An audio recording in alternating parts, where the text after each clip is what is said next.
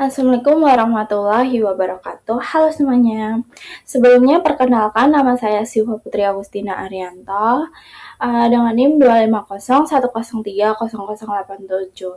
Saya dari Prodi Ilmu Komunikasi kelas 2B. Di sini saya akan sedikit membahas tentang buku yang telah saya review, yaitu Pendidikan Agama Islam Perguruan Tinggi. Di sini saya akan membahas terkait bab 9, yaitu tingkah laku keagamaan yang menyimpang. Selanjutnya ada pendahuluan. Tingkah laku keagamaan yang menyimpang merupakan perilaku yang tidak sesuai dengan ajaran agama maupun norma sosial. Nah, dalam psikologi, penyimpangan ini dipengaruhi oleh kondisi kejiwaan, pengalaman hidup, serta lingkungan tempat seorang berkembang. Tujuan pembahasan ini sendiri yaitu memahami bentuk penyimpangan keagamaan, mengetahui faktor penyebab, dan memahami dampak bagi masyarakat. Di sini ada tingkah laku keberagaman.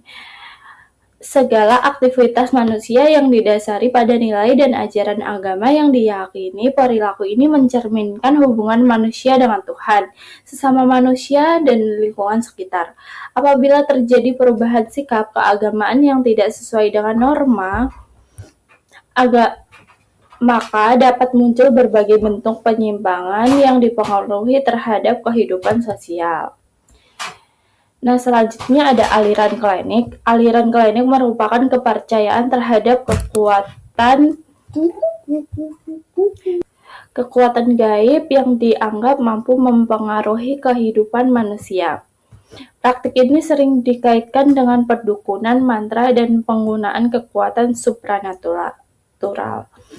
Penyebab keberagaman aliran klinik yang pertama, kurangnya pemahaman agama, pengaruh lingkungan sosial, kepercayaan berlebihan terhadap hal gaib, faktor ekonomi, budaya, masyarakat.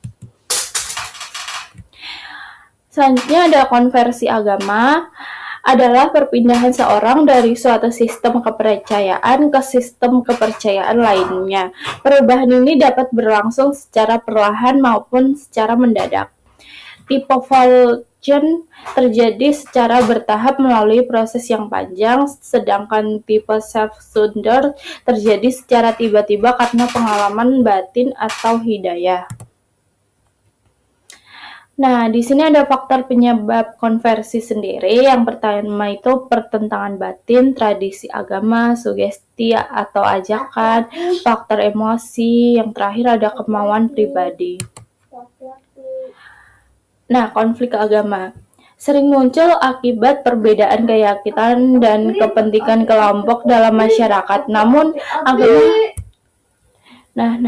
agama tidak selalu menjadi penyebab utama konflik. Seringkali konflik dipicu oleh faktor sosial, politik, ekonomi, dan budaya, kemudian dikaitkan dengan identitas keagamaan. Akibatnya munculnya perpecahan dan tanggungan kehidupan sosial bagi masyarakat. Nah, di sini ada terorisme dan agama. Terorisme merupakan tindakan kekerasan yang menimbulkan rasa takut serta korban jiwa. Meski sering mengatasnamakan agama, tindakan ini bertentangan dengan nilai kemanusiaan dan ajaran agama. Faktor penyebab terjadinya terorisme yaitu konflik etnis dan separatisme, kemiskinan dan kesenjangan sosial, sistem yang tidak demokratis, pelanggaran hak asasi manusia, dan yang terakhir radikalisme agama. Fatalisme dan kesehatan mental adalah sikap menyerah seluruh kehidupan kepada nasib tanpa adanya usaha untuk mengubah keadaan.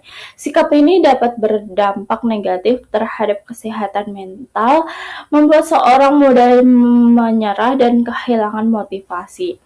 Agama mengajarkan bahwa manusia tetap harus berusaha, bekerja keras, dan bertanggung jawab atas kehidupannya.